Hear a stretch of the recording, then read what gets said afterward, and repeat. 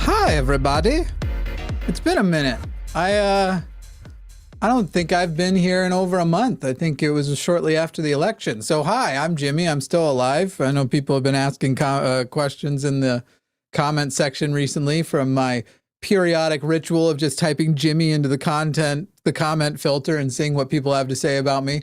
Yeah, I'm here. I'm alive. I'm still around. Taking break for some health stuff. Not quite like the break I took earlier this year where that was like more needed. This is more of like, I just need the space to do that, but also the time and space to accept that I'm going to be probably pretty active online for the next 4 years when there was a little bit of a hope that that wasn't going to be the case. And I think I needed to step back and really take time to accept that. But anyway, I'm Jimmy Snow. This is Matt Dillahunty. This is the Sunday show after dark on the line where we take calls from people who are religious, spiritual, otherwise have supernatural beliefs and talk about why we do or don't agree with those beliefs. Matt, how are you, man? I'm doing all right. I'm you know, it's the holiday season, but Arden and I are staying home and taking care of our animals and spending it with each other and probably playing quite a bit of Path of Exile 2 since I have been streaming on Twitch, I don't know, 4 to 8 hours a day, every day this week. But that's going to have to stop a little bit because I've got some videos that I've got to finish getting done.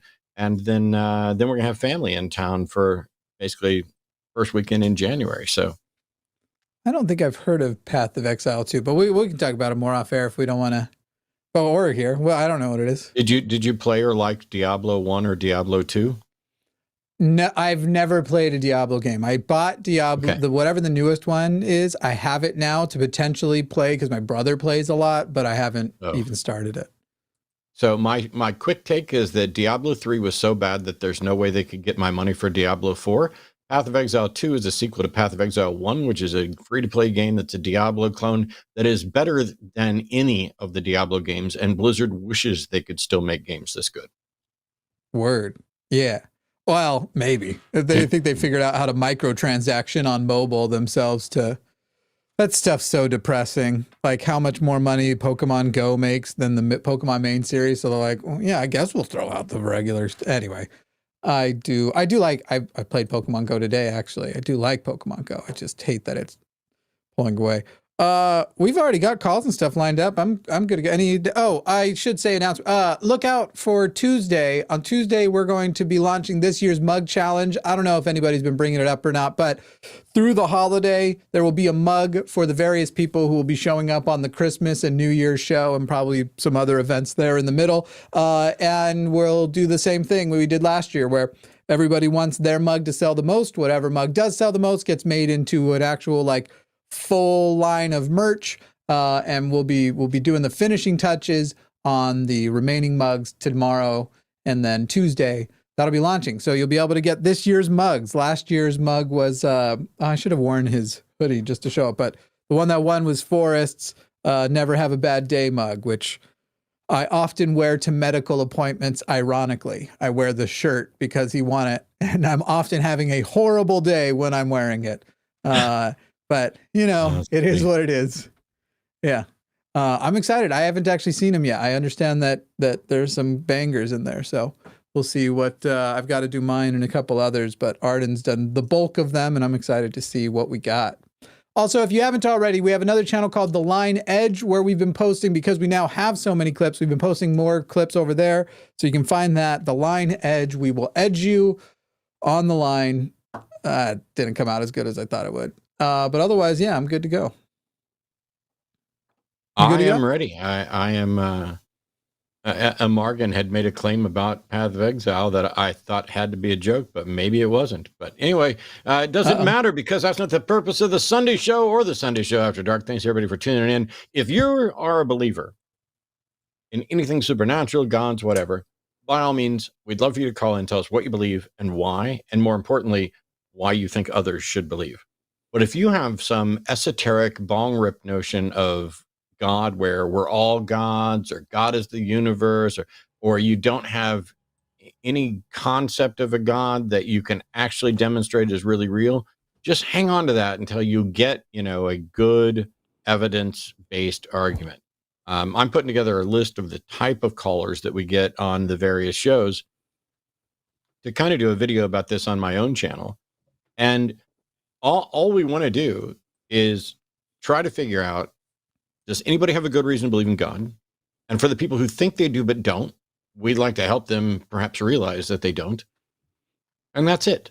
There's absolutely no reason for any of this to get heated or hostile, but I guarantee you it happens. So I'm ready. Let's do it. I reckon we should start with this one because of what Arden warned me about earlier. I think I'm going to go with the phone numbers before the IPs. Let's go with Maureen in Canada. Maureen, you are on the line with Jimmy and Matt. How are you? Hi, I'm fine. How are you? Oh, I'm just okay. We're all right, Maureen. It's so good to hear from you again.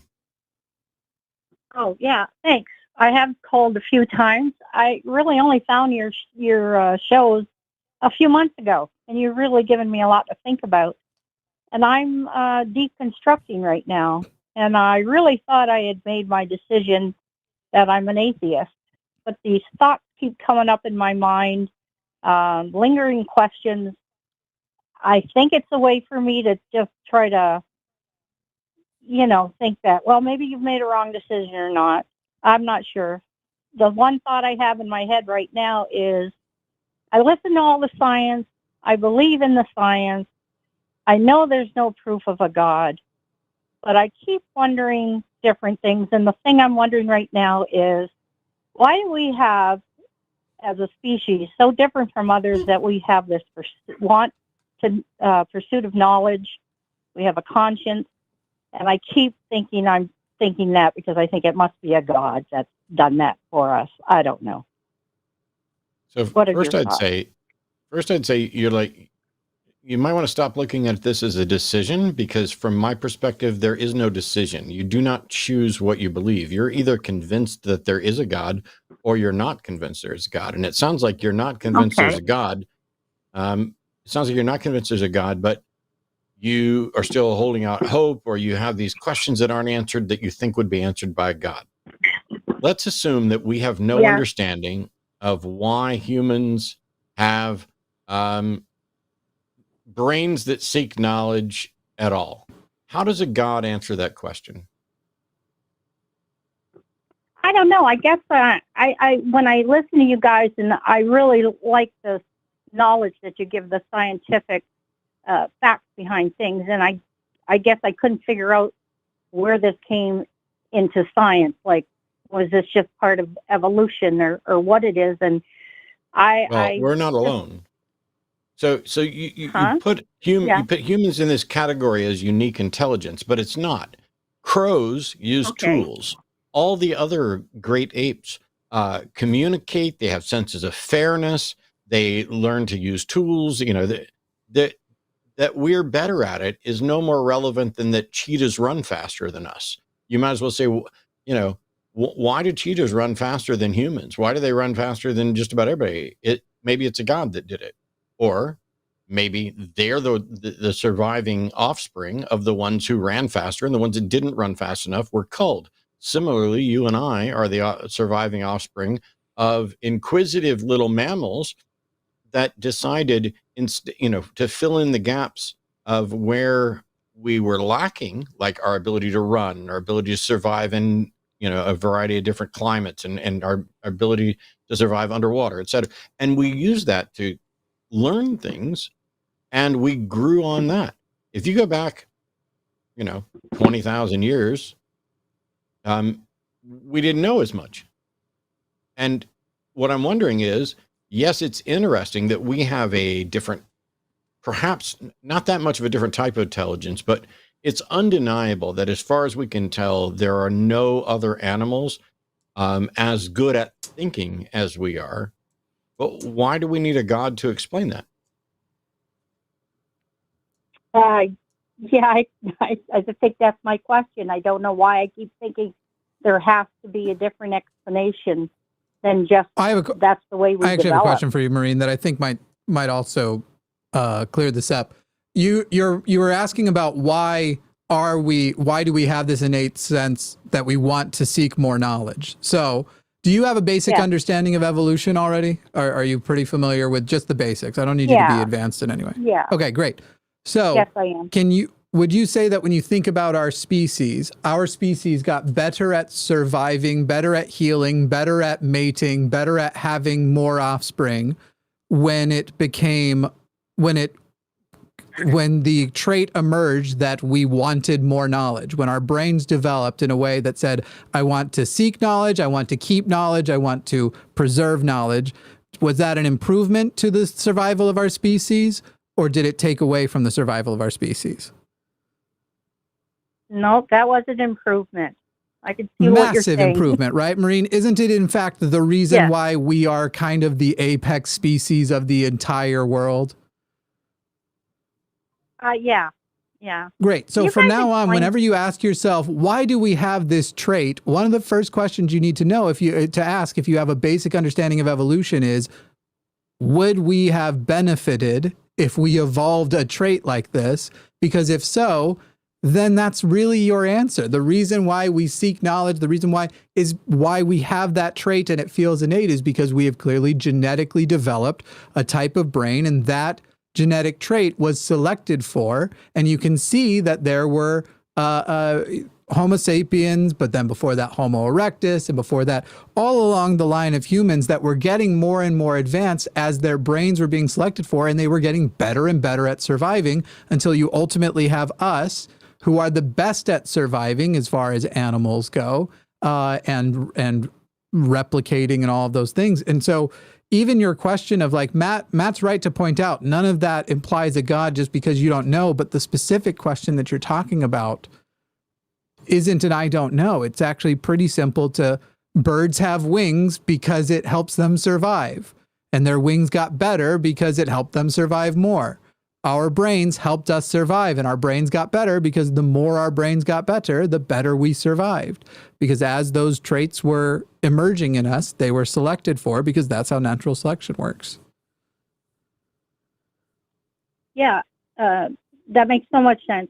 And I understand it. And I think that's the truth. And I don't understand why I just keep trying to figure out that there's got to be a different thing. I don't know why I can't just let that go. Because humans are naturally egotistical, and you find the I don't knows more unsatisfying than the way that people who are theistic claim to know. You see the appeal of the like, well, these people at least are able to put those questions down and not feel antagonized by them all the time. Whereas if you have to live in the I don't know, you feel in a constant state of antagonization, and that antagonization feels you want to get out of that state. So if you can't answer the question and the antagonization, you want at least some other exercise to get rid of it. And you just have to get over that and get used to it. You are engaging in a perfect example of the very thing you're talking about. You are the descendants of people who were obsessive learners and who were very, very frustrated with I don't know. And so we seek to find out. We build new tools to find out. We engage in philosophy to build the philosophy of science to understand the difference between what is testable and what's not, what is falsifiable and what's not. So the very thing that is nagging you, or the reason this puzzle is nagging you and you don't want to let go of it, is an example of the very evolutionary driven benefit that got you to this point in the first place. And so it is incredibly difficult to get comfortable with saying, I don't know. But just imagine that if we found out tomorrow that our understanding of evolution by means of natural selection that Jimmy described, the benefits of our ability to learn and how they've helped our species. If we found out tomorrow that all of that was wrong, now we would have the question, okay, then what is the explanation for our intelligence? And the God proposed explanation would have no more evidence than it's ever had and would do nothing more to explain this, because God isn't an explanation.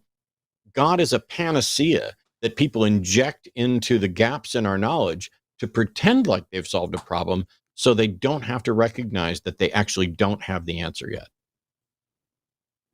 Yeah, that's true. I see that. I see using a God as a way to, settle down your feelings about not knowing what's there, and just making it easier, like in a way, I guess, to accept things as they are. Yeah, It takes some you guys time, and I really, think, thank you. It takes yeah. some Go time, but ahead. I think one of the key things is, stop looking at it as a decision, because you don't decide what you believe. You just become convinced or you're not convinced. And the time to be convinced that there is a God is when there is direct evidence for that God. Until then, God is at best a speculation, and at worst, an outright lie that is hindering progress, because all of the things that we could have discovered about any number of topics that were attempted to be answered by various religions, when you think you have the right answer, you spend no time looking for the right answer. And when religions pretend to have the right answers, that halts people's progress towards an accurate understanding. If in fact there is a God and God's the right answer to any of the questions or concerns you have, the time to believe that is after there's good evidence for it. And it should be something that anybody could present an argument and an evidence-based argument for, in the same way that Jimmy just did a rundown on evolution. And if you wanted, you could tune into Forrest, and Forrest could go through all the robust evidence for evolution as well. But it takes some time, and you've got to be willing to let yourself sit there and go, you know what?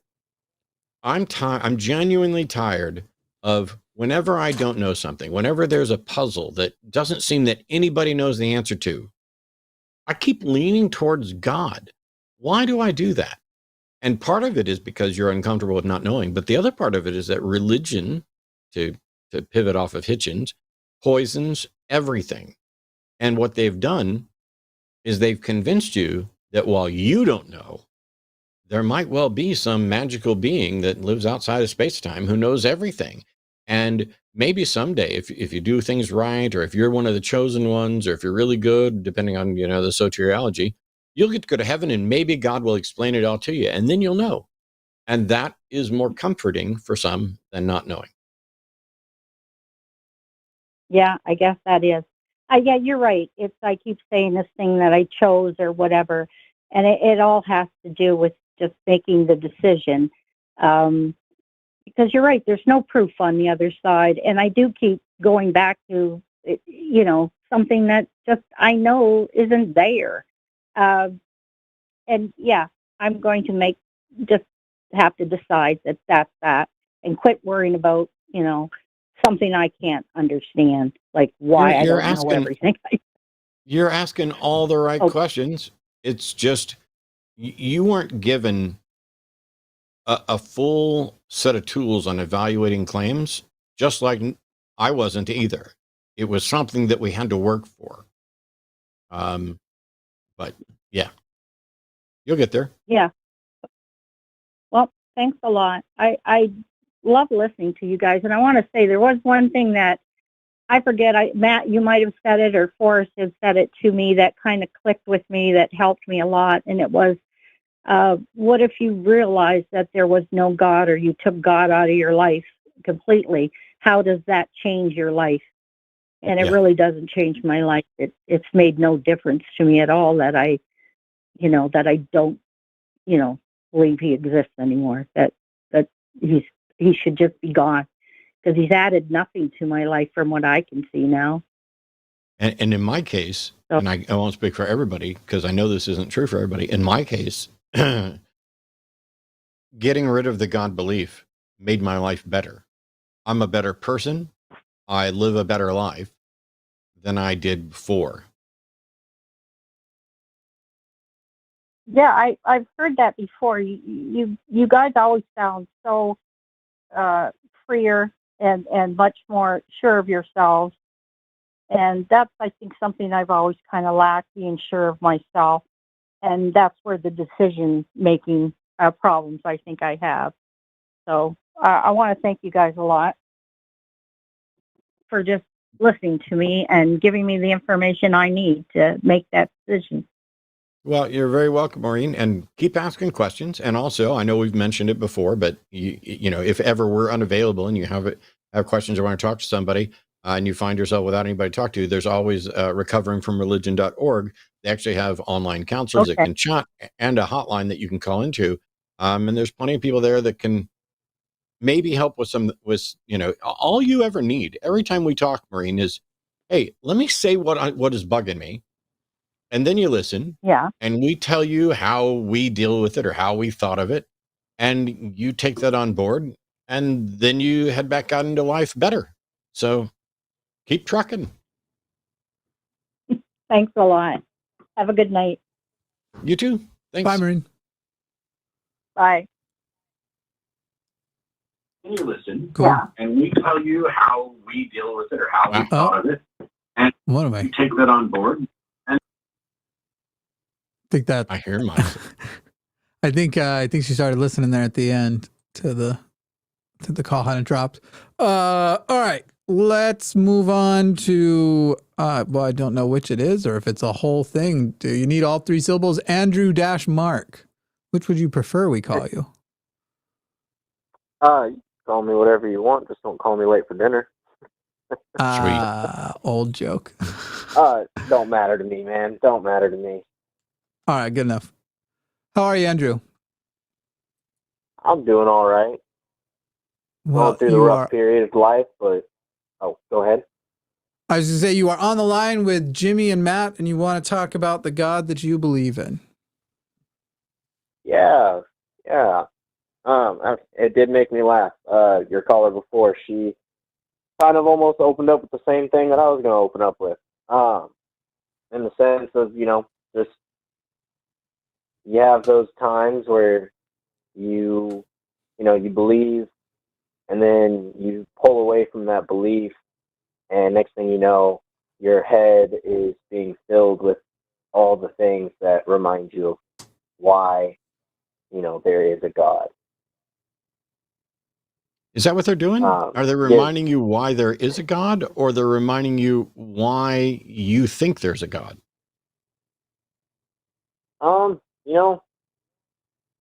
For me personally, I'd say the reason for there is a God, not just why I believe in a God, because I grew up maybe religious for the first 6 years of my life, and then after that, it was back burner. Never thought about it, except for like when friends who were religious would invite me to things, and I'd go, and I'd be like, "Oh, cool! Like this is nice." And then I, moved, and I found religion again, and I've definitely always struggled with like my worldly side versus my religious side. Yeah, So this is not that, remotely an answer to the question that I asked. You were okay, describing please ask it you were again. describing things that remind you of why there is a God, and I said, are those things actually reminding you of why there is a God, or are they reminding you of why you believe there's a God? Because it's entirely possible that there isn't a God, yet you believe there's a God, and you're being directed there by certain things. So, since you're so convinced there's a God, what do you know about God, and how do you know it? I mean, I feel like it's the basic answer you probably get from all Christians. That is, as you read the Bible, you kind of, like you guys talked with the previous caller, you get that knowledge. You read it. What knowledge? Digest it. Because I've not only read the Bible, I used to be a believer, and I've read the Bible, and I've taught the Bible, and I've studied the Bible for most of my 55 years. And I don't get knowledge of God from there. What I get is claims that don't have evidence to support them. Well, trying to think about how to answer your question there, or your statement. I don't know if you really asked the question after that. But would be the God himself is like written in the Bible. The Old Testament and, like how they, were, it's hard to contemplate talking with it because I know that, you got 1,000, probably more people that come through and say the same thing over and over again. And I'm sure you're to be like, fair, okay, I've heard to be fair, it. Andrew, move on. you haven't said anything. You just said that God is written in the Yeah. Bible. You haven't provided any evidence at all. All right, Andrew, I'll make it a little easier for you. God's also written in the Book of Mormon. God's also written in the Book of Mormon. God's also written in the Quran. Gods are written in the Hindu texts. There are lots and lots of books that write of gods. What uniquely makes the God of the Bible true as evident by the Bible you are claiming? I'd say it's my own personal opinion. Seeing what God Is that how we did to the determine people truth? of the past. Say it one more time. Is that how we determine truth? Is truth just whatever your opinion is?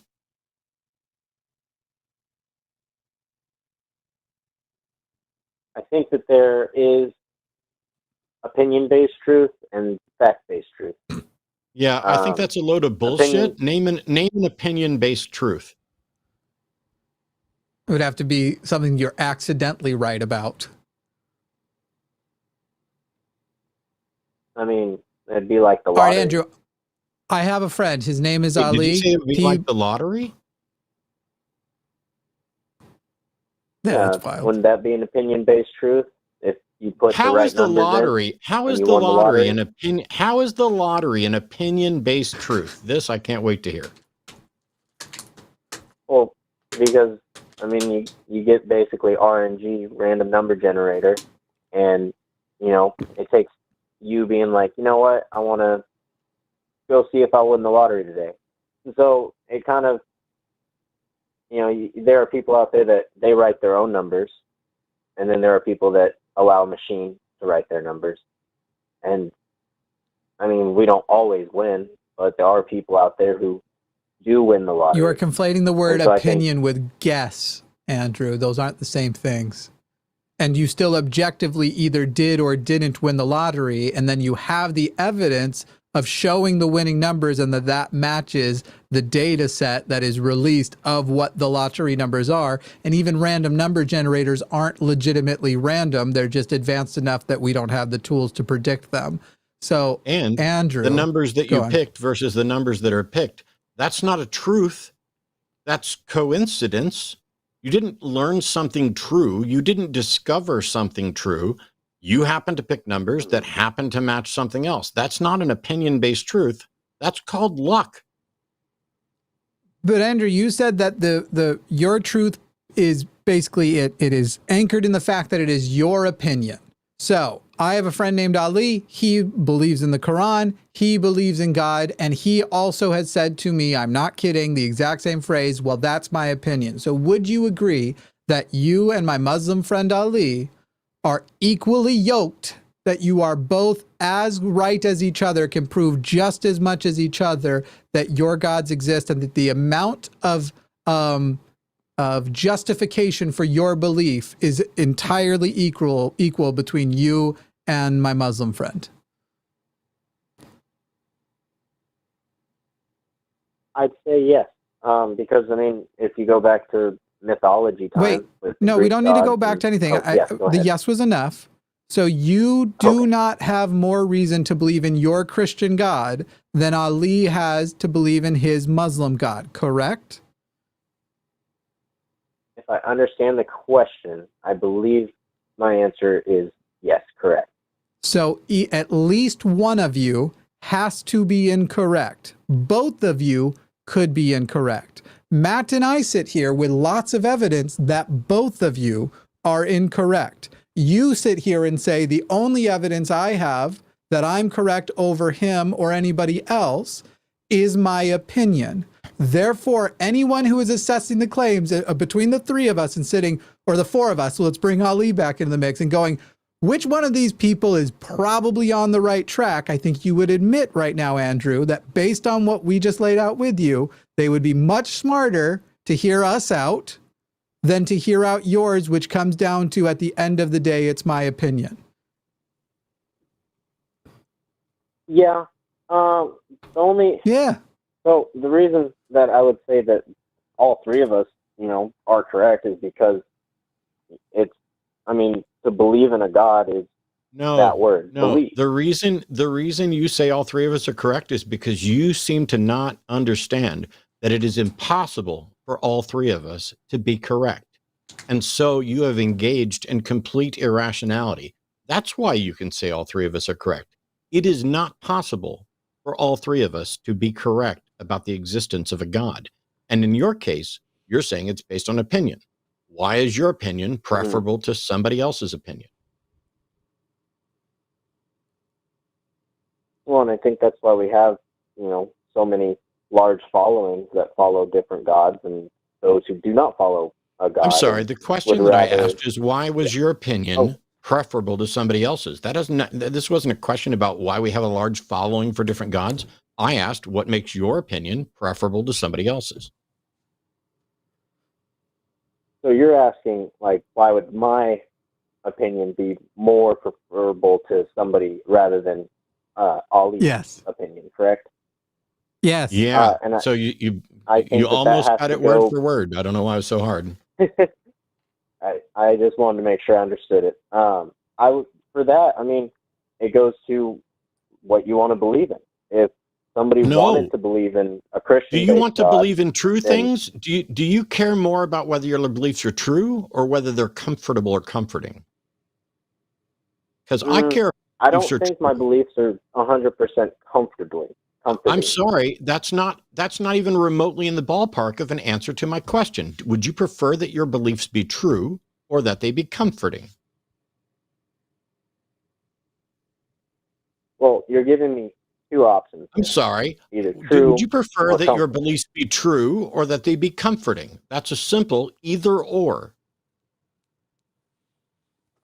And for me, it is true. And it's also not comfortable. No, stop. Things are not true for you. Things are true or not true, period. There's either an actual God, either the God you believe in exists or it does not. It is not merely existing for you. But none of that relates to the question that I asked, which is, would you prefer that your beliefs are true or that they're comforting? The answer was true. Never mind. You clearly don't give a fuck if your beliefs are true. Thank you for wasting my time. My last question for you, Andrew, is who in your belief system, who does God send to hell? Truth be told, I couldn't tell you because everybody has their So own wait. You started this call with saying that you read the Bible and it reveals truth to you. I assume that you're then saying that the people in the Bible that it says God will send to hell, you can't even say that those people are going? Well, I couldn't tell you exact people. I could tell you what the Bible says. Right, categorically. Will non-believers go to hell? As the Bible puts it, yes. Non-believers would end up going to hell. Do you believe non-believers will go to hell? I believe that non-believers would indeed go to hell. Great. So you have admitted on this call that there is no reason to believe in your God over any other person's God, and that it is not more justified than any other belief that is based on opinion. But you also believe that without those better reasons, that basically the light of Christ is so weak that it cannot shine past other people's opinions. And your God is going to condemn people to hell for not believing when you, his acolyte, his representative, are here to say, by the way, there's not a better reason to believe in this God than any other God. It's just opinion. I'm so glad that there's evidence that your belief is wrong, Andrew, because you have just described the biggest dick of a God I can imagine. that he's going to torture for eternity people for believing something without making it clear that he exists in the first place. Why God has to do this mystery, and you have to find him, you have to where's Waldo God, and you have to find the right one, even though all the other gods on the page are also dressed up as Waldo. I can't understand. If he wants us to have a relationship with him, why not make it clear that he's the only one, or he is the one we should be? The fact that he has to hide amongst other gods for which you have admitted there is just as good of a reason to believe in, because it comes down to your opinion. That's wild, Andrew. You should definitely make better decisions about what you are going to anchor your beliefs on. Why? It doesn't matter. Question. He doesn't care if his beliefs are true. So the part that you brought up about with showing evidence, I could be mistaken, but if I'm not mistaken, hopefully, Judgment Day, when that day comes, I believe he's gonna show his face, and at that point, that's like the do you believe or not, and we will be separated between heaven and hell. Yes, thank you for telling me the story, but since you don't give a fuck whether your beliefs are true, I have no reason to care what your opinion of what the Bible story is, do I? That was also very non-biblical. Right. Andrew, you're judged for your actions on earth. The Bible's full of condemning people for what they did on earth, not waiting until this alleged judgment day. Of course, if God's standing in front of me and I merely have to believe he's standing in front of me to get into heaven, but you know that those are not the sins they are describing as worthy of hell in the Bible. Actually, Andrew, I take that back. I don't think you know that, because I've just realized you've not read the Bible. He doesn't know anything about theology at all. He doesn't know anything about theology. He doesn't know anything about Christianity, and he doesn't care whether his beliefs are true. See, if somebody asked me, would I prefer if my beliefs were true than comforting? My answer really quickly is, yes, I would prefer that my beliefs are true. The fact that it took so many times asking that question and you still couldn't answer it demonstrates that you either don't care if your beliefs are true, or you're terrified to find out that you have no method by which to figure out whether or not your beliefs are true. And so you're just going to keep muddling along with your troubling/comforting delusion, ignoring the fact that none of it is supported by evidence and that you don't even have a hope of understanding it right now. I'm genuinely, I feel so sorry for you, Andrew, because somebody's managed to convince you that there's a judgment day coming, and even though you don't understand it, you haven't bothered to research, you don't know anything about it at all, and you don't know anything about evidence, that just as a matter of opinion, you'll go with this God over that God. And that's because you haven't figured out how to test to find out whether or not your beliefs are true. And you don't seem to care to figure out how to. So why did you call? Well, to pick your brain about it. Right, the whole point of your show is to make it to where people realize that there's not a God, or no, it's not. No, it's not. Right? No, it's not. Not at all. And so not only do you not understand Christianity or theology, but you don't even know what the show's about. The show's not about us convincing you that you're wrong about God.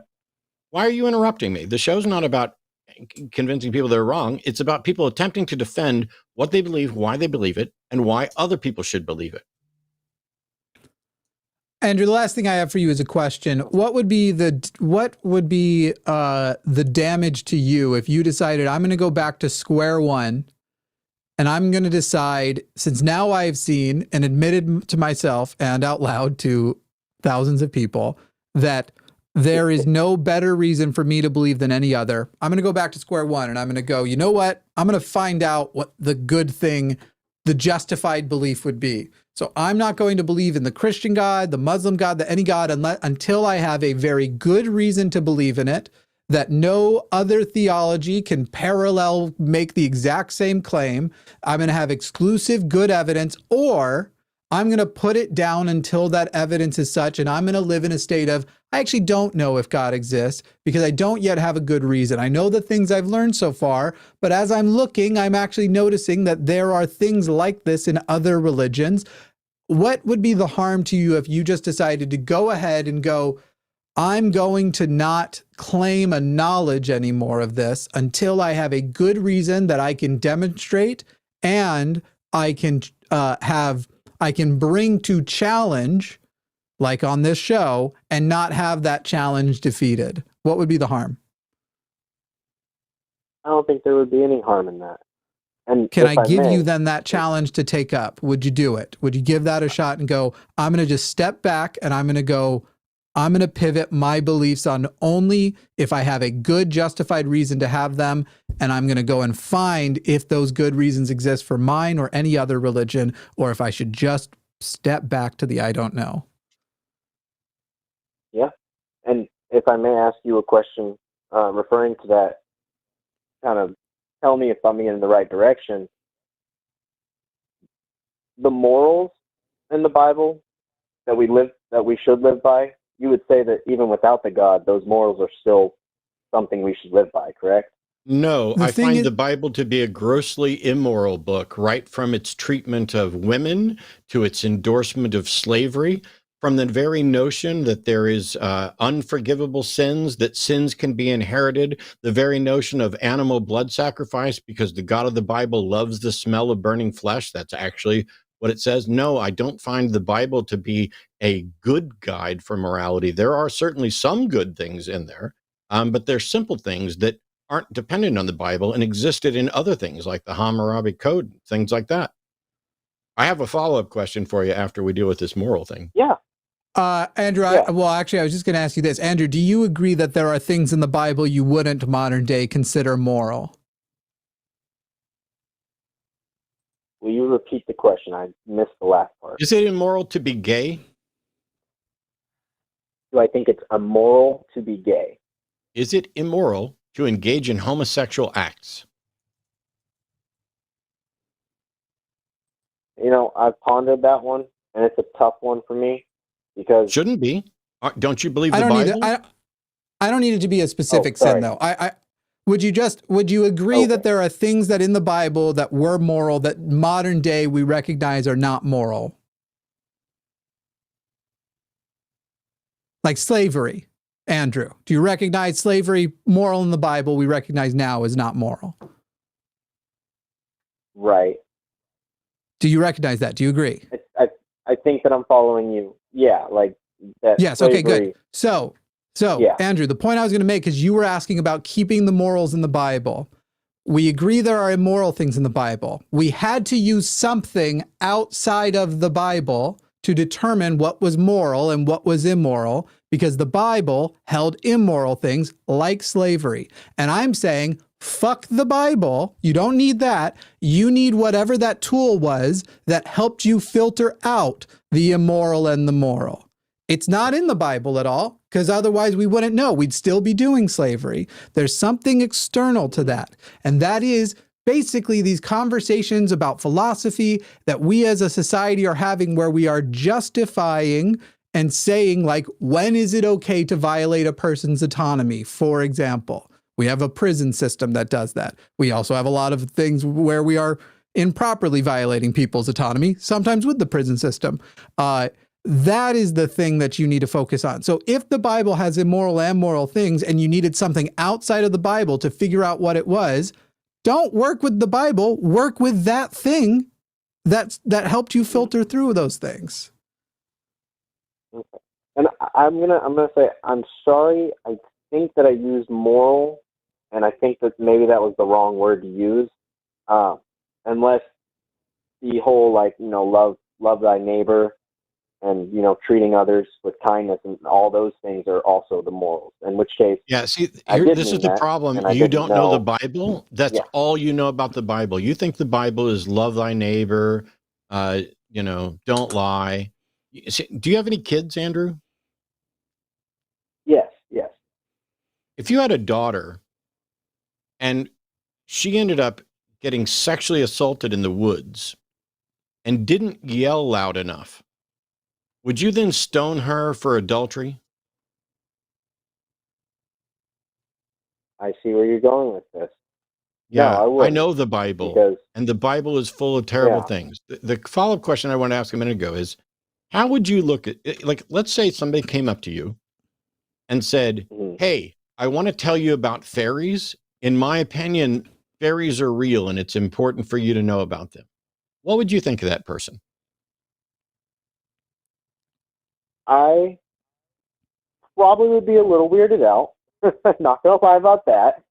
But I think I would also listen to him because, I mean, for me, that's a mythological creature. It'd be interesting to hear somebody who is diehard believer of it. What if they said that the only evidence they could provide was no evidence and it was just their opinion? Would you think that they were correct, or that they were even wise to hold that opinion?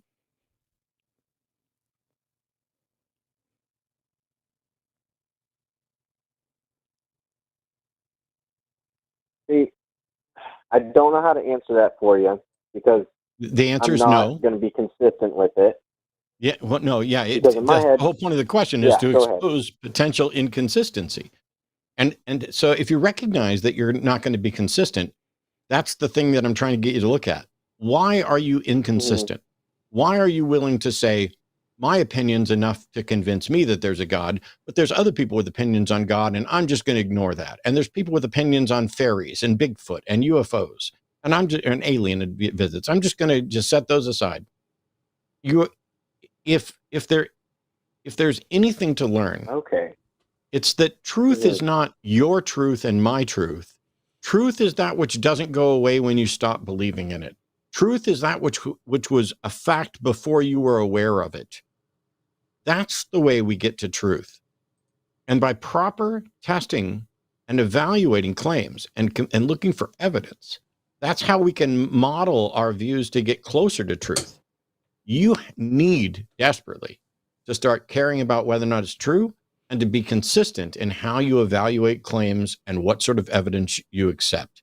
Because right now you're buying into what I consider to be one of the biggest lies, and probably one of the most obvious lies, especially if you buy into this notion of souls surviving death. And when challenged on it, I mean, to your credit, you did not shovel bullshit our direction. You didn't say, here's an argument, and oh, no, there is evidence. You were just like, no, it's just my opinion. But Mhm. nobody's opinion is in any way evidence for anything other than that's their opinion. It's not evidence for a fact.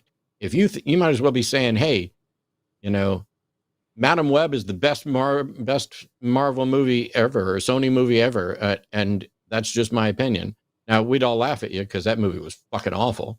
But at least you're being honest. It's opinion. I just want you to take all this and say, you know what? At a minimum, as Jimmy was pointing out, maybe I set aside the things that I don't know about and start figuring out ways to see if I can learn what the right answer is. Because I'd rather have the right answer than the one that stops me from looking for the right answer. Because as soon as you think when you're wrong and you don't know it, it feels exactly the same as when you're right.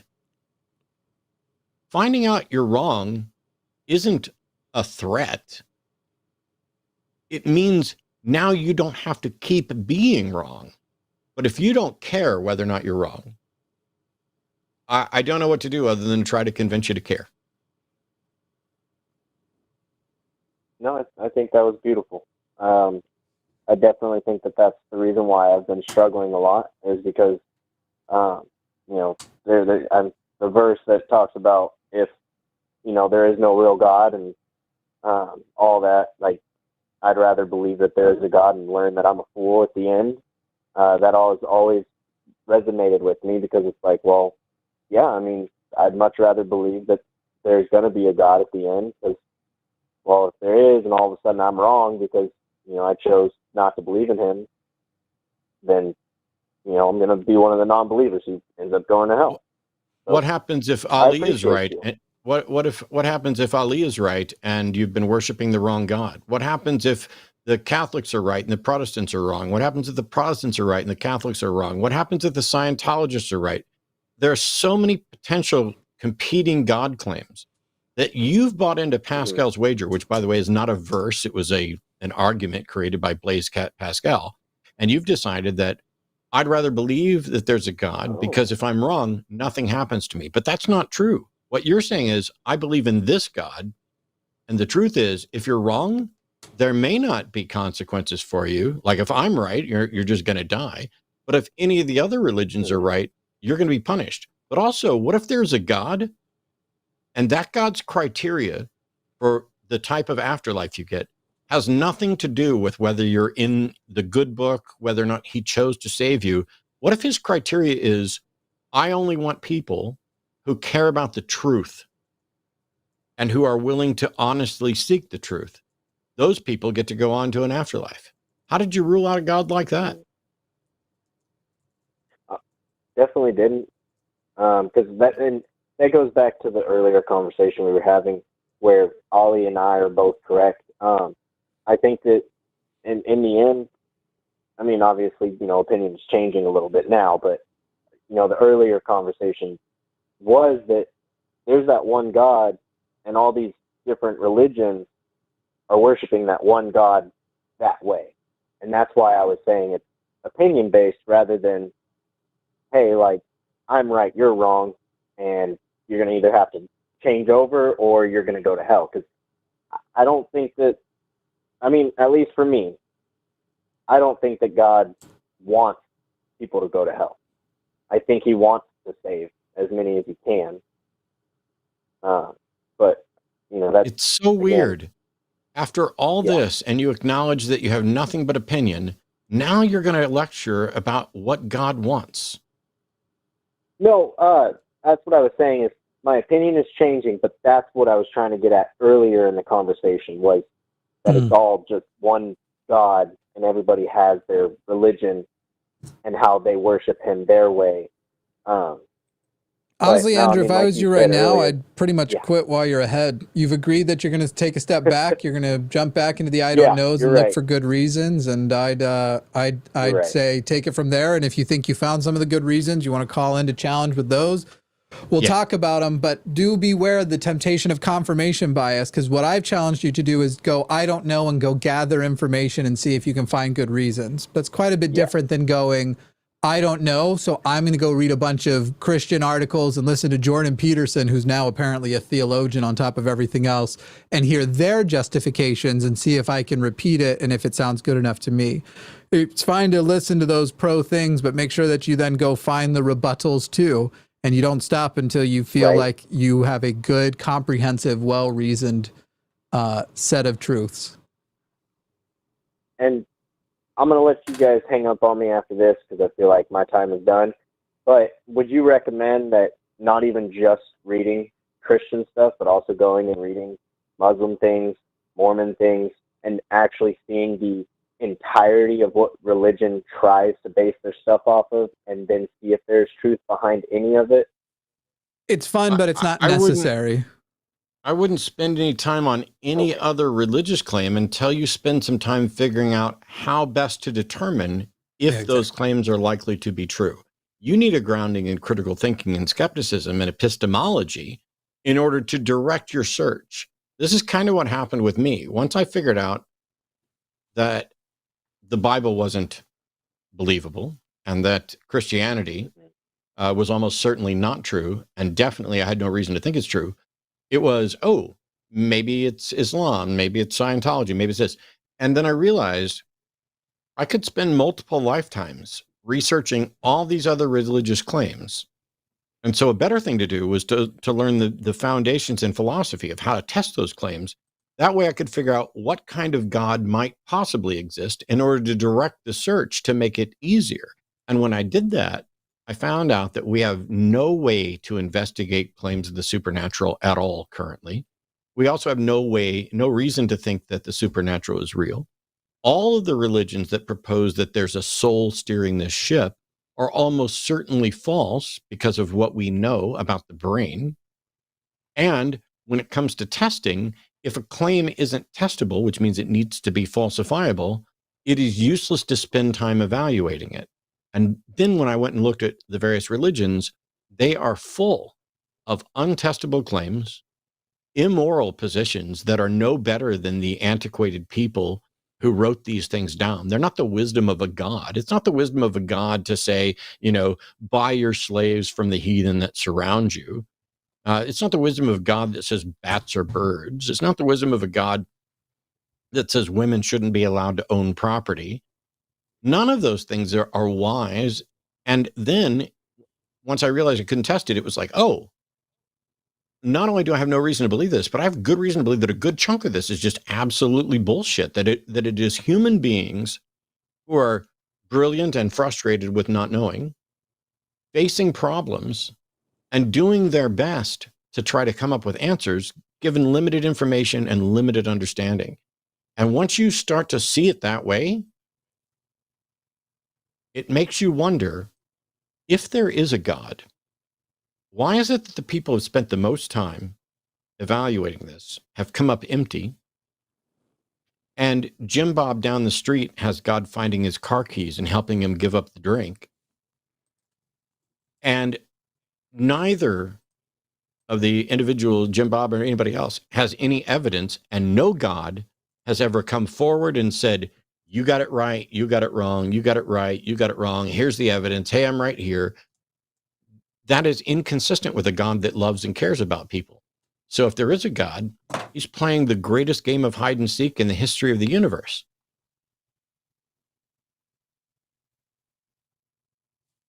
Yeah, I very much enjoyed listening to that. Made me think about something I heard way before, and it was, the Bible is inspired by God, but written by man. How do they know it's inspired by God? I agree it's written by man. What I don't know is how they can say it's inspired by God. Because kind of what you just went over, it's not like God, he came and told them what to write, but it's, well, hey, like there's a God up there, so let's write stuff that can be, say that it's inspired by him. That's not what inspired by God means. If people are convinced there's a God and they're just speculating, that's not something that's inspired by a God. It's something that is inspired by their concept of a God. Inspired by God means that God is accurately conveying his character to someone for that. And I see no evidence of that. Yes, and the concept of a God is exactly what I was meaning by, so better terms. But the concept of God, But the concept of God isn't God, and doesn't tell you at all whether or not the God that you're conceptualizing exists. Just like I can have a concept of a unicorn, but that doesn't tell me whether or not the unicorn's real. And I can write wonderful fiction about that unicorn, and I can create political systems that are beholden to that unicorn. And none of it has anything to do with whether or not the unicorn's real. Yes. Well, I appreciate y'all's time. I will let you get to some more people. I will definitely take up the challenge to step back and just find some truth and then compare that to what religion has to offer and see if any of it matches up. Sweet. Thanks, Andrew Mark. Word. Much appreciated. Right. Best of luck. Call Y'all us have back. a wonderful Don't night. forget about recoveringfromreligion.org. There are people you can talk to there if we're not around. And even if we are, they might be better. All right. You guys take care. Thank you, Jimmy. Thank you, Matt. You're welcome. See ya. Trying to figure out, people are saying Jimmy. they can't gift memberships apparently, and I'm not finding a way to. I think it may be a beta feature that I don't have access to because I just looked up where it's supposed to be and it's not on ours. So I'll have to ask YouTube directly when I talk to them next. I want to thank the person who wrote. I wrote it down because I wanted to.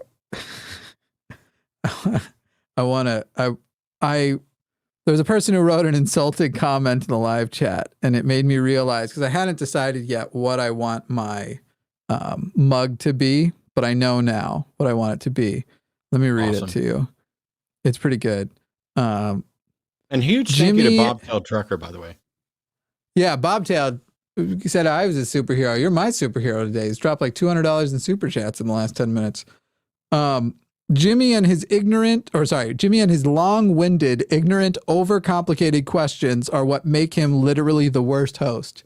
I agree. Now, it is weird that came in right after I got the guy to I agree that he's going to take his God belief back to I don't know and work through that and try and find good reasons. of the times I would have said that about myself, that wouldn't have been the one. But, I do agree with the overall sentiment. And now I know what my mug will be, and y'all can look out for that because it's that gave me an idea. Anyway, shall we? I'm in the shall category. Yes. Hell yeah. Tyson in New Jersey, you are on the line with Jimmy and Matt wanting to defend progressive Christianity, it would seem. Test. Hi. Test indeed. Tyson, you're here. Testing 1, 2. Okay, we don't need any more tests, Tyson. We already told you that you're on. How's it going, guys? It's going fine. We'll see. I'm a little nervous. Go ahead. Okay. Well, just spit it out. So, should I start? Yes. Do you have a question about my prompt?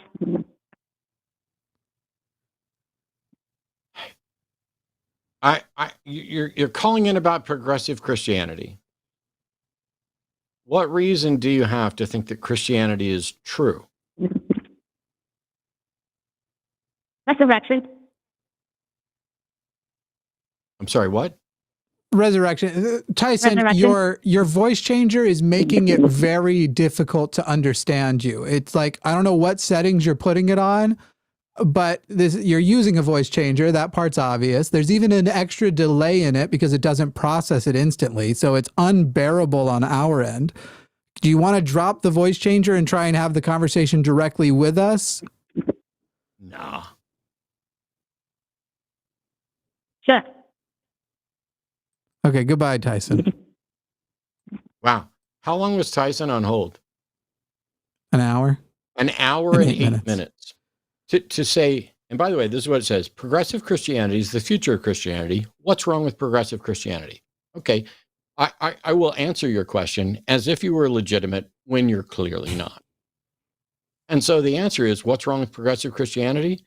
It's still Christianity, which means that at its core, unless you have dumped everything and just taken Christianity as a metaphor, it still has the notion of sin, salvation, redemption, etc. Even if you chuck out most of the Bible, which means you have nothing to base it on, there's no reason to think any version of Christianity is true, let alone progressive Christianity. But the other problem with it is this. Progressive Christianity, which if you guys go look up, there's like progressivechristianity.org, and it will, they're focused about climate change and love is love. And you can, it's fine to be, we'll teach you about LGBT stuff and everything else.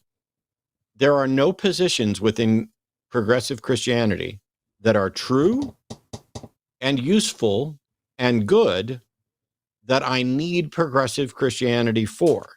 As a matter of fact, some of the more likable aspects of progressive Christianity are things that progressive Christianity adopted from outside of Christianity.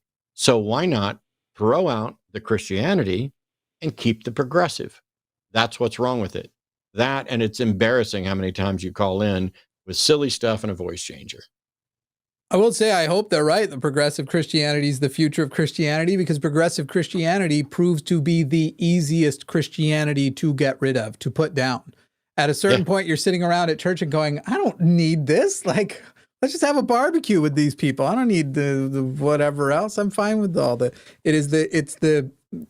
it's so often a person's a stepping stone away from the whole thing, where for those people who are most challenged by how immoral Christianity seems, and they start to want a more secularly justified world, they start to adopt more secular humanist principles, and then to just jump them from like, hey, why be a secular humanist in action only? Just you don't need all the magic, man. Get your 10% back.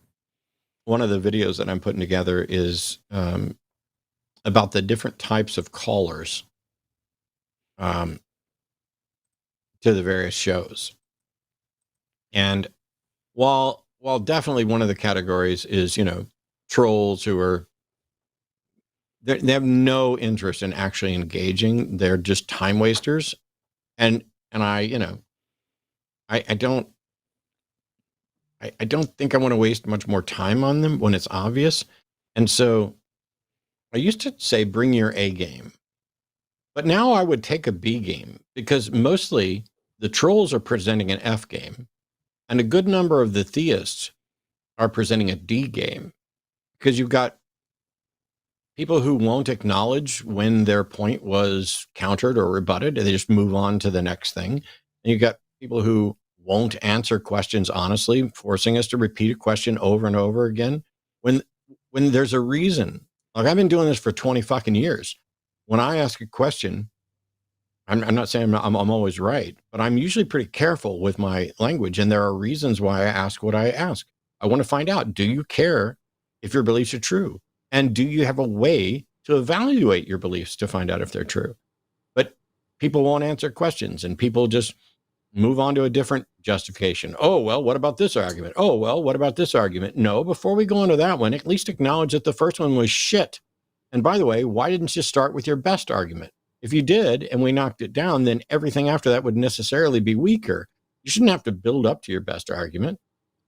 And then there's the believers like Anish, who called in earlier today and the other day, who want to present a long, complicated, confused, academic argument for the existence of God, which is not the reason that anybody believes. Nobody believes based on the transcendental argument for the existence of God. Nobody became a Christian because of the Kalam cosmological argument or the contingency argument. Oh, I know. Somebody's going to email and say, well, I did. I heard the contingency argument and it made me a Christian. You're a liar. At best, you heard a contingency argument. And then once you decided, there must be something, I'll just go with Christianity, because neither the contingency arguments nor the Kalam nor any of them get to Christianity. And yet that's where you got. It's so frustrating, because that call could have been a good conversation about what they value about progressive Christianity and what we value about progressive Christianity. Because I'll tell you, not just Jimmy's little remark that it's easier to debunk. There are things I genuinely value about progressive Christianity, just like there are things I value about the Unitarian Universalist Church and the gay-friendly Methodist Church down the street. All of them are better than Westboro Baptist Church. All of them are better than evangelical, fundamentalist, bigoted, hateful, anti-LGBT, anti-science churches. And so progressive churches are better. I don't think they're the future of Christianity, though, because you don't have a theological leg to stand on. You are doing kind of what Andrew Mark was doing, only Andrew Mark could end up being a progressive Christian, because if you don't know enough about what the Bible actually says, it's very easy to focus on, well, turn the other cheek, love thy neighbor, and that makes us a gay-friendly church all of a sudden, ignoring that if man lies with another man as he lies with a woman, they've committed an abomination and are deserving of death, ignoring that Paul extends this, to women. It's just, are there any theists left at all who can call in and say, hi, guys, I believe in this God, and here's my reason. Why don't you accept that? You know how great shows would be if every call started with that? Hi, I believe in Yahweh, and I believe because of the inner witness of the Holy Spirit.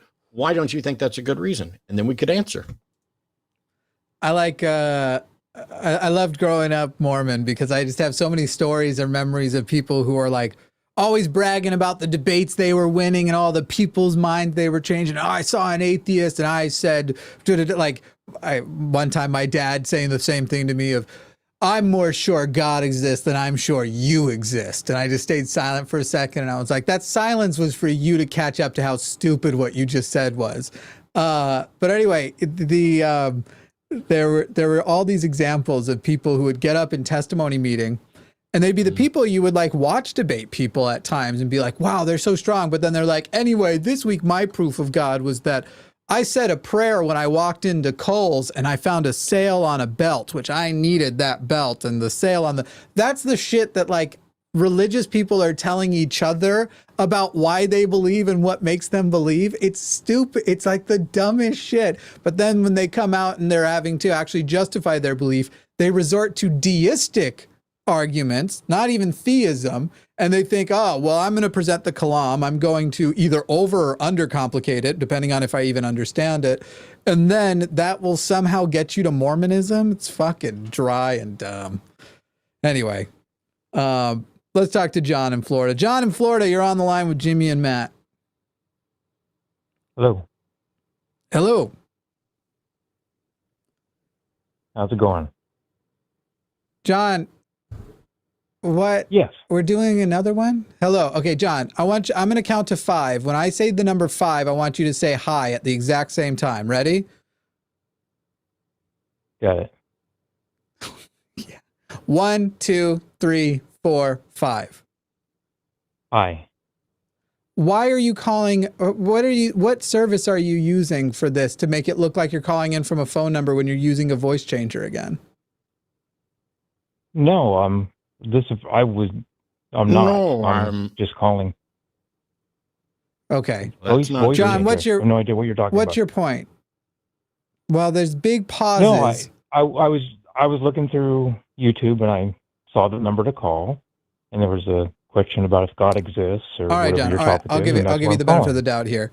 There were very big pauses, Yeah. bigger than our call delay between things, and that usually indicates a caller with a voice changer. But John, you are here to talk about that there is proof of the God that you believe in. Just starting off real quick, could you tell us which God it is? The God that's within inside you. No. That doesn't tell us anything. There are There's multiple. no God inside Okay. of me as far as I know. Go ahead. Sorry, Jim. That was very cute. There are a lot of theologies, No. John. So if I ask a Yeah. person, which God are we talking about? And they're Muslim and they say the God within you, I don't hear the Muslim God. I hear some bullshit answer. So John, which God are we talking about? Well, it's the same. That's the same God. It's the universe. It's John. within all of us.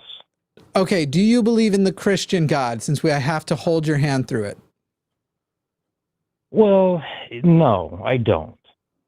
Okay. Because So you believe that there it's is dogma. a It's a God. dogma. Is there a religion with Absolutely. which you would associate your God the most?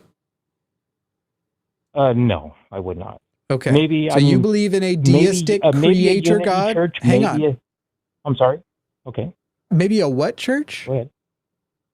Maybe a unity church where they accept all different people.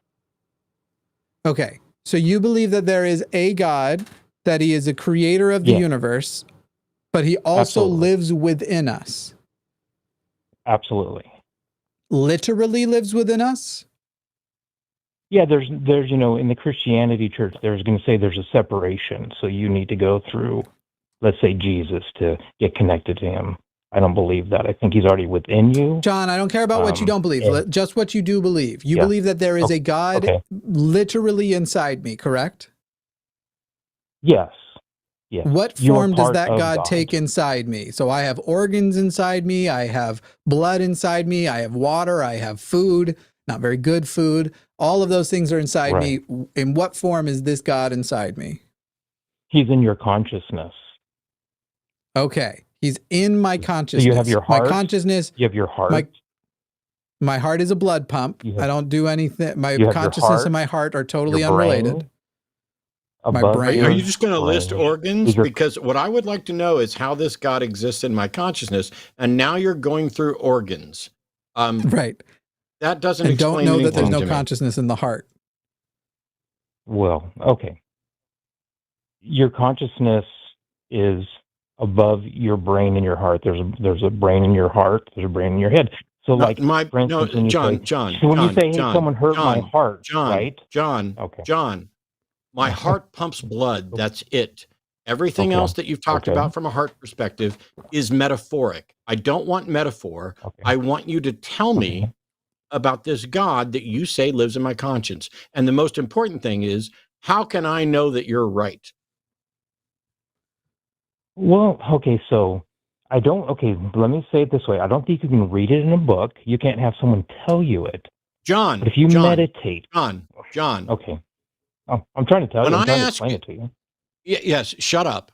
When I ask you to answer something, we don't need to tell you to tell us what you don't believe. And when I say, how can I tell? I don't start listing all the ways that I can't tell, because that's a waste of fucking time. Are you able to have a conversation where you actually stop saying, okay, just shut up until I'm done talking? Are you able to have a conversation where you can actually answer questions explaining what you believe and why? Or is every time we ask you to explain why going to be dealt with, well, here's why, not why, the things I don't believe, and here's how you can't know? Can you do this or not? I'll give it a shot. That's not a, never mind. Maybe All right, you'll John, give it a shot. Whether or not you give it a shot is up to me and fucking Jimmy. Okay. Oh, my thing crashed. You can still see me, right? Yeah. Okay. I'm good. Okay. John. I don't even know where to back up to. Okay. You believe that the God lives within us. Matt asked you how you know that. And you started to say, if you meditate. Now, I literally meditate every day. I have not found a God as a result of meditation. I have found some calm, and I've found some ability to control, well, not necessarily control, but subside some other things that are known to be functions of my brain, not functions of God's. So what were you going to say about if you meditate what? If you calm yourself down, as I'm saying myself, I'm talking about myself. So if I calm myself down and I'm relaxed and I'm conscious, the truth can come inside of you. So if you're conscious and you're relaxed, the truth can come inside of you and goodness can be there. So you're going to know right from wrong. Just I don't need anything to come inside of me. I need you to demonstrate the God. And I don't need sophistry about relaxing and conscious in the truth. Okay. Telling me what can happen does not in any way demonstrate that it in fact can happen, nor is it a demonstration of how I can know that a God exists. Well, okay, then if you look up at if you look up at the moon, if it wasn't there, we wouldn't be here. So what? What do If you your mean parents the moon? didn't Without have the sex moon- at some without point in the the moon, last you would century, not you be wouldn't here. be here. So what? Yeah, if the moon was, there would be no gravity. You would not be here. Incorrect. The moon doesn't provide the moon does not gravity. provide gravity to the Earth. The moon, literally, the gravitational effect of the moon affects the waves. And yes, there may have been environmental differences as such, but to say that if there was no moon, there could be no life, really you're just describing a butterfly effect. And you could go with much smaller things. If the meteor hadn't killed the dinosaurs, we also wouldn't be here. But John, you haven't demonstrated that anything was trying to make us be here. Us being here was never the goal of anything. We are the emergent species as a result of billions of years of evolution that, yes, happened to take a certain direction. Now, it may be that with enough time, that direction is often what is taken by living species as they're evolving. We don't know because we don't have other planets to compare it to. But you're sitting in a puddle going, the shape of this hole that this puddle is in, wow, what a coincidence that it fits me, when that's just how evolution works. Well, so you just said it. So if you look out in the universe, there's nothing like it. They found nothing. No, I did not say that, John. John, we have not taken a photo of the detail of a single planet outside of our solar system. We can take photos of roughly 8 planets right now. And even there, we don't have it down to the level of getting very close to the surface. We don't even know what the surface of Jupiter, if it has anything like that, looks like. So you are saying of this ginormous data set, we have almost nothing from it. And yet you know that there's nothing else like us out there. Not only do I not say that, and you just said I did, I would say that statistically, I think it is more likely that there is lots of life in the universe, and it wouldn't surprise me with how big the universe is if we would even find other species that we would recognize and go, holy shit, this other planet has basically crabs. So you have a belief now of something you don't know about. Mine's based entirely on evidence. Yours something isn't. I don't know about. So now we're both Mine's equal based on evidence. No, we're not fucking equal. Mine's based on evidence. Mine's Sure we actually are. based on Sure we scientific are. No, theory. we're not. You are engaged Okay, so in what saying some scientific of the. proof do you have that there's You life have not anywhere else? said. You have not said a fucking thing that is reasonable Give or me the proof of useful. scientific fact you have life somewhere else. I'm sorry, but I you have never not said said there anything would that is have proof fucking useful. of life other. I literally used the correct phrasing, John, because I'm not an idiot like you. I said that I think it is more likely, and that is based on, by the way, if you want to talk about the scientific principles, the fact that life on our planet emerged basically as soon as it could, that once all of the necessary things were there in place, within a few billion years, not even a few billion years, less than a billion years, you had the emergence of life, which then evolved out, which may suggest, using the term may, that when the recipe for life is present, it tends to happen. And it is upon that basis that I said I believe it is more likely that life does exist, especially now as we are getting understandings of different things that could produce life, where we don't necessarily know our specific abiogenesis moment, but we do now know things that could have been, and those theories are being fleshed out and worked on, and that those things could happen naturally and what you might call spontaneously, though a Christian or a religious person like yours might misrepresent what spontaneous means. There is actually plenty of scientific justification for believing it is likely that there is life in the universe. Your belief system is in magic and wizards, and that's completely different. Because he's completely dishonest. He was talking about a God, and every time we went to ask about it, he ended up with this bullshit navel-gazing sophistry stuff. And then when he couldn't come up with an actual argument to defend or evidence to demonstrate the truth of the proposition, he went with, well, if the moon wasn't here, we wouldn't be here, as if that was remotely relevant to any part of the discussion about gods. It wasn't. And now he's just, you're just as ignorant as I am. I don't know something and you don't know something, therefore we're equal. No, we're not equal. Not even fucking in the ballpark. Okay, well then I will say, I leave you with love. Namaste. Oh, fuck yourself, Okay. you coward. I leave you with contempt. Abracadabra. Yeah. You can choose the next one if you want. I think I'm probably a hard stop at 9. I'm already feeling my body lose its what it had for this. Oh, I'm not even, hadn't been actually looking at the list. So. Oh, I'll just grab the next one then, if you like. They've been waiting a long time, so we'll bring Cloud in. But there are some other theist callers after. Cloud, you are on the line with Jimmy and Matt. Oh, hey, how are you guys doing? Good, thanks. I'm fine. So my question, I guess, to keep it, I guess, censored enough for like YouTube. If you have, there's someone that's very close to me that came out to me about, that just came and talked to me about like an essay story that happened with them. And because they knew that it happened, the same thing happened to me when I was younger, so they just feel comfortable talking to me about it. But they said something that like really, I guess was kind of triggering, to where they said that they felt like God put them in that position to be assaulted because it would help them to teach them to be like more guarded with themselves. And a huge reason why I deconstructed is because when I was Jehovah's Witness, the brothers told the same thing to me when I went to them and talked about what had happened. And they tried to say that, oh, Jehovah would put you in a position to where it was a learning lesson, a step for you to be able to avoid this in the future, which I found is just, it obviously it's fucked.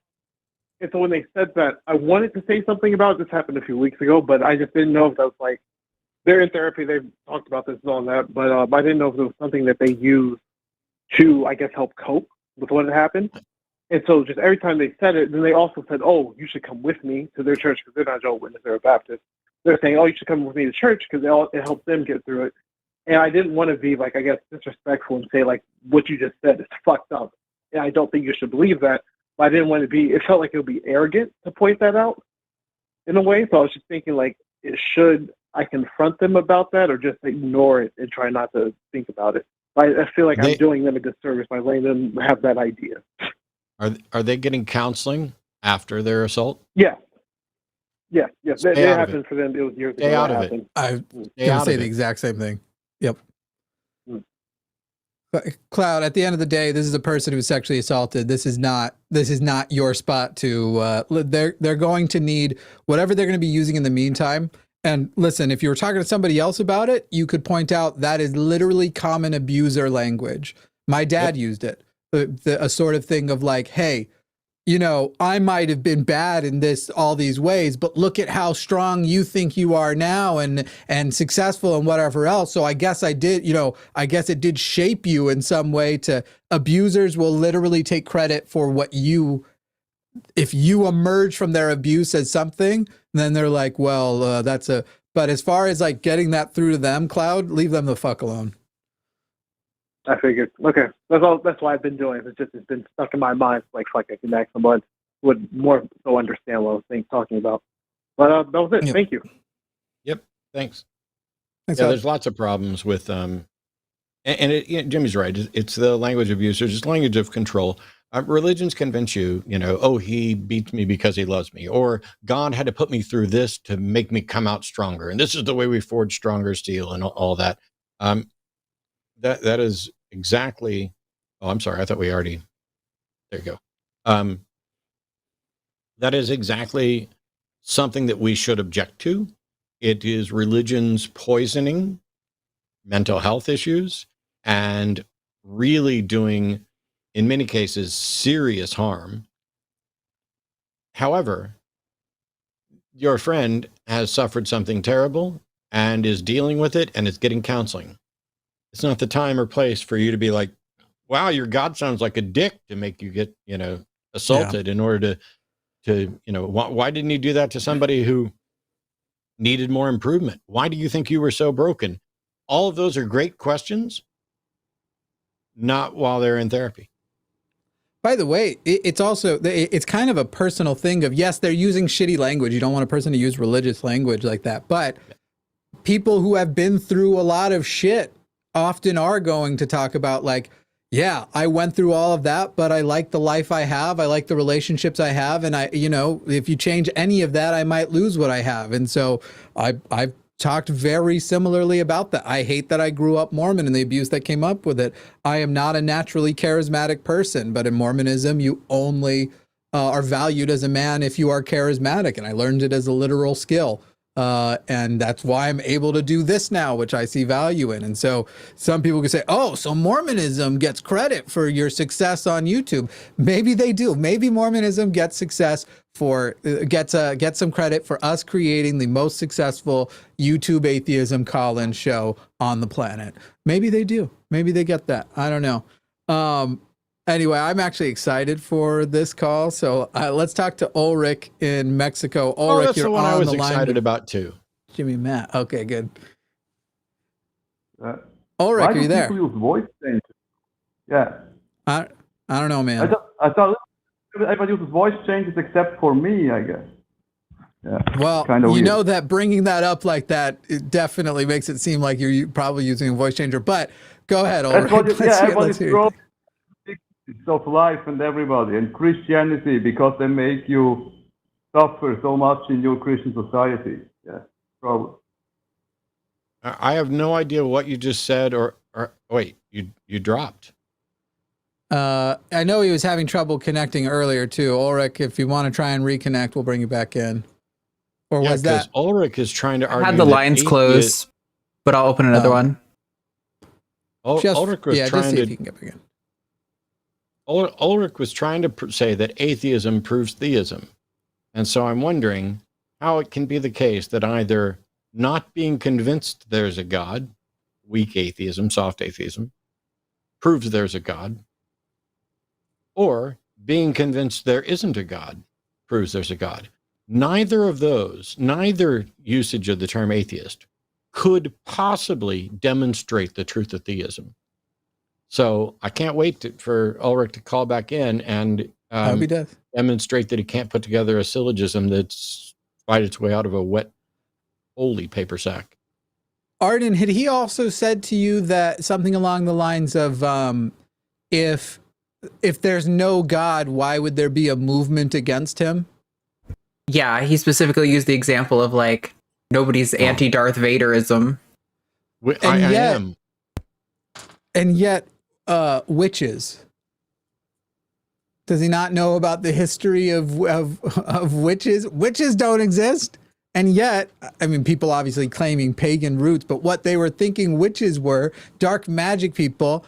Vampires used to be hunted. I mean, what do you mean? As far as like, there are things which don't exist that you can say very negatively, people are out there. I also don't believe in ghosts, and I'm a part of the movement to try and get people to be more skeptical about ghosts and look for actual explanations. I don't believe aliens have abducted humans. I don't believe Bigfoot exists.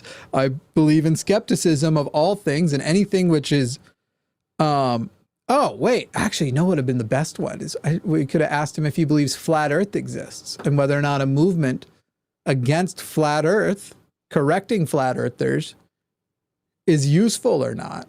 Anyway, it doesn't look like he's calling back in. We can resuspend the lines. Mohammed in California. Mohammed, you are on the line. Oh, well. Oh my God, what is that? What audio? the fuck is that? Mohammed, can you hear me? Can you hear me?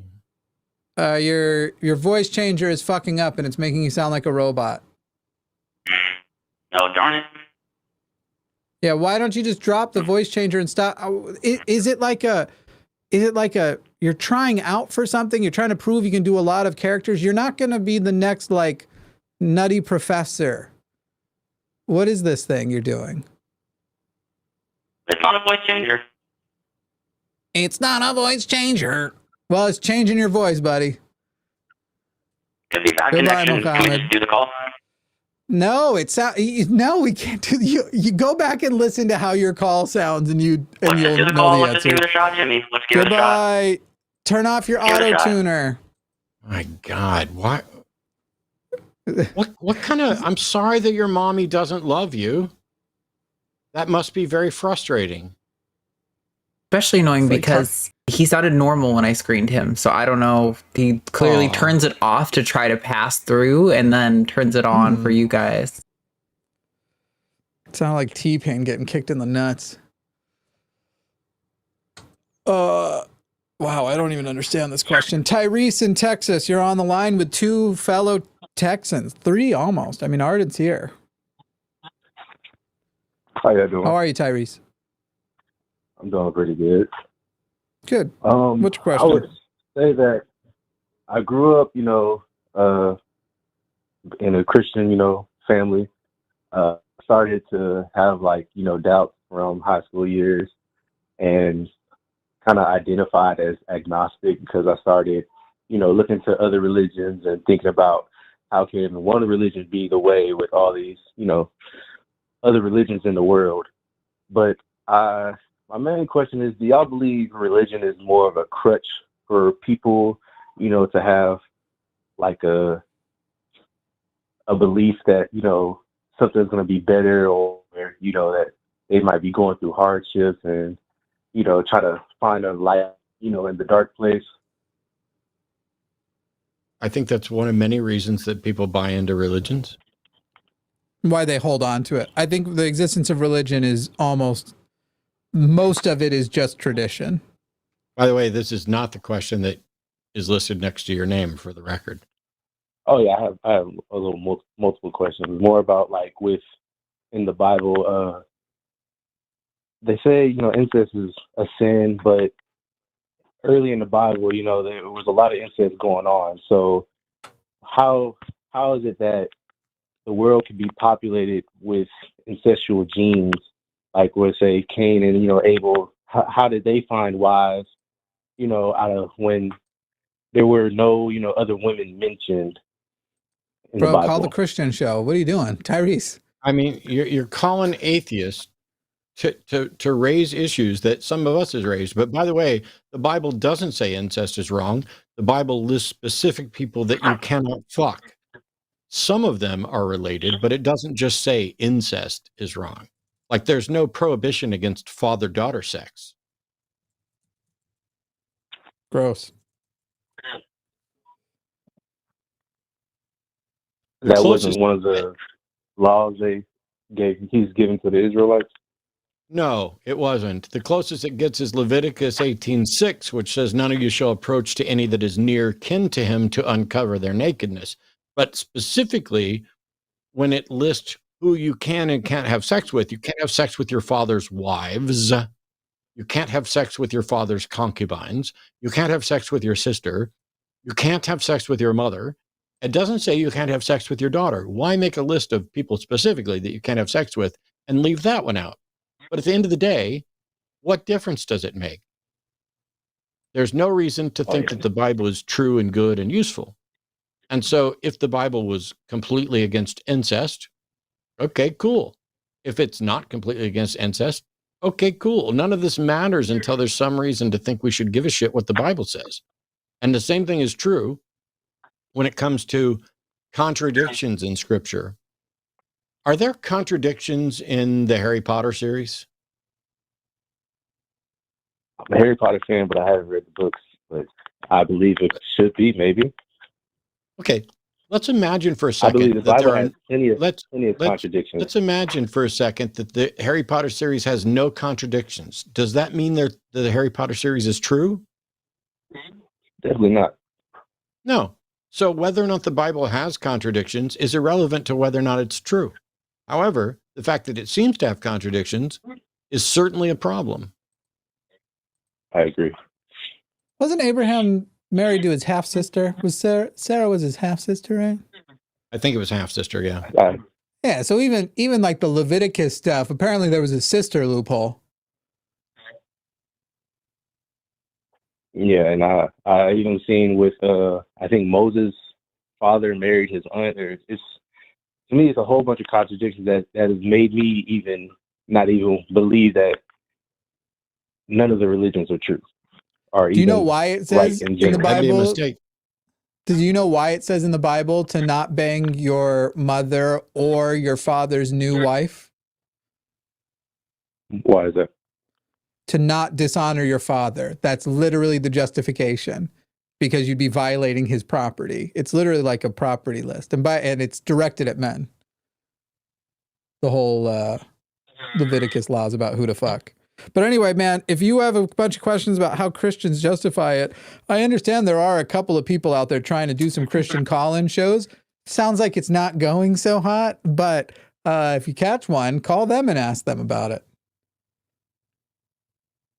I think I'm good with, just not even interacting with them, not even believing or trying to receive any of their propaganda. But I appreciate y'all answering my call. Also, I would caution, you were like, you're talking about problems with the Bible, and then you said, this is what makes you think all religions are false.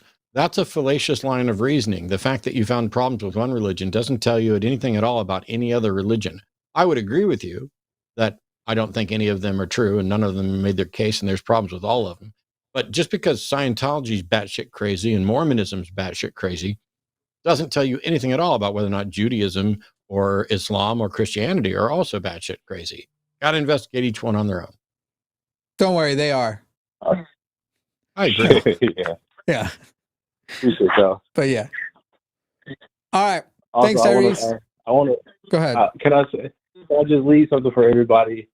To me, my main contradiction is like, if God was all knowing, all seeing, how did he know that supposedly Satan wasn't going to rebel against him, and all the fallen angels wasn't going to rebel against him? He knew. What makes you think he didn't know? Exactly. So it feels to me. You read the Bible. You can't say You can't say, Tyrese. You can't say exactly. You said it was a contradiction and that he didn't know. And I'm saying, what makes you think he didn't know? And you're like, exactly. I think the biggest contradictions about Satan come with this idea that he's adversarial to God as opposed to just adversarial to us. The more you read about Satan in the Bible, the more he seems to be God's business partner. He works for God. Go read the Lot story. God, it's a bet. I'm going to torture this guy on a bet. Yeah. Lot, Job. Yeah, sorry. Wow. Yeah, no, not Lot, Job. Thank you. You were thinking about incest. That's why Lot came up. Yeah, because Lot, his daughters got Lot drunk and they had sex with him. Yep.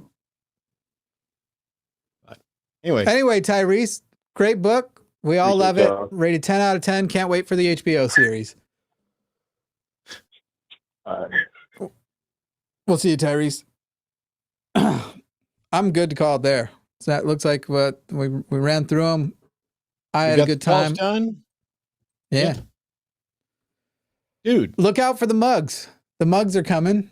They'll be released on Tuesday. I'm sure we'll talk about them a lot. We should have a Christmas and New Year show where we just hang out and have fun with people who don't have stuff to do on those days, or maybe they're avoiding their families, or maybe they need a respite. They're actually in the corner of their family Christmas celebration where hymns are on and they're just sitting there with their phone and their AirPods in, listening to us be a bunch of heathens. Probably play some games. Maybe I'll finally finish that wood puzzle y'all started me on the election. Should be a good time. You got any announcements, Matt? Well, I was wanting to know if we had any update on the schedule, because the schedule from the other day is that, hey, John and Paul are going to do Skeptalk tomorrow. And then it looks like there's a Chewed Gum scheduled for Tuesday, but is that still there? I'm going to talk to Alyssa and see what she wants to do, because I know she's available. We might do like an impromptu Christmas Eve thing, but if they'd rather just go and I'm looking at a very old schedule. I clicked on one that was really old. Are there's tabs at the bottom. Oh. No, I'm only looking at the screenshot in Discord. It just happens to be an old screenshot in Discord. I don't have access to whatever thing you guys are looking at. That's anyway. Good. Tomorrow, catch Skeptalk with Aron and John. Then stuff will happen the rest of the week. Who knows? Who knows what it'll all be? We'll have fun. There will be things. And because we love you, babe. New episodes of Live on the Line this week. We're kind of be changing all of that. So if you're a patron, new episodes of the patron only podcast. And Jimmy Snow might have a podcast again starting soon, but I imagine I'm gonna keep that. I don't know. I don't know what I'm gonna do. Politically, I might wait until after the inauguration or around then to get back up in that going. After the apocalypse. I'm enjoying my respite. I'm doing a lot of woodworking right now. That's been nice. Been building cabinets. Patreon.com/call